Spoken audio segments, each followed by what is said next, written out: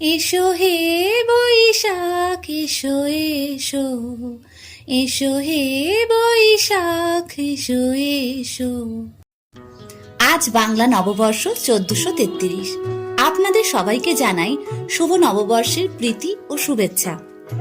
আজ পয়লা বৈশাখ উপলক্ষে আমরা একটি ছোট গল্প পরিবেশন করতে চলেছি। আশা করি গল্পটি আপনাদের ভালো লাগবে।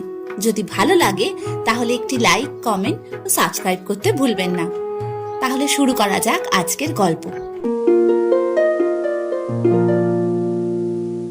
চৈত্র সেলের ভিড় ঠেলে আজ পহেলা বৈশাখ। তিলোত্তমার বুকে আজ নতুন খাতার গন্ধ আর লাল সাদা শাড়ির মেলা। দক্ষিণ কলকাতার এক ক্যাফেতে বসে অপেক্ষা করছে তিন বন্ধু, আহেলি, রিয়া আর তিস্তা। উফ, এই রিয়াটা যে কবে সময় মতো আসতে শিখবে ভালো লাগে না। তিস্তা, তুই আর কতক্ষণ ওই ক্যামেরাটা নিয়ে খুটখাট করবি বলতো? একটুও কি বসতে পারিস না শান্ত হয়ে?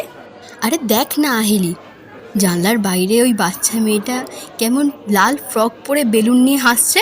এটাই তো আসল নববর্ষ। তুই বরং তোর শাড়ির কুচিটা ঠিক কর, একদম পারফেক্ট লাগছে তোকে। সরি, জাস্ট মারাত্মক জ্যাম ফ্লাইওভারে। হ্যাপি নিউ ইয়ার গাইস, কেমন আছিস তোরা? শুভ নববর্ষ বল রিয়া, আজ অন্তত বাংলাটা বল, রোজই তো ইংলিশ বলিস। আচ্ছা, তাই তো দেরি কেন হলো তোর? আর বলিস না, কাল রাত থেকে অফিসের ইনভেন্টারি ক্লোজিং ছিল। আজ মা সকালে জোর করে পুজোয় বসালো। Just tired. আচ্ছা, এখানে কি শুধু কফি পাওয়া যায় নাকি স্পেশাল কিছুও আছে? আজ পয়লা বৈশাখ রিয়া, আজ কফি নয়, আজ হবে ডাবের শরবত, আম পোড়ার শরবত, আর আমি অর্ডারও দিয়ে দিয়েছি। একদম। আচ্ছা রিয়া, তুই বলছিলি না এবার নববর্ষে তুই সিঙ্গাপুর যাবি, যাসনি শেষমেশ? ক্যান্সেল করলাম রে।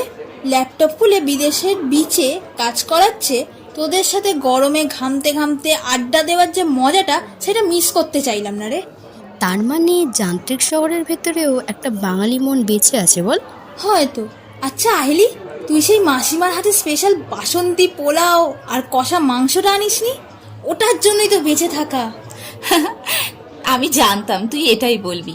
ব্যাগে টিফিন বক্স আছে, কিন্তু আগে শরবতটা শেষ কর, তারপর আমরা যাব কুমোরটুলি।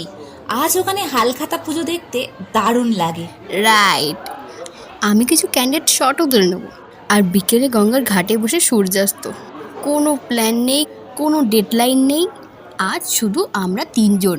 এক্স্যাক্টলি।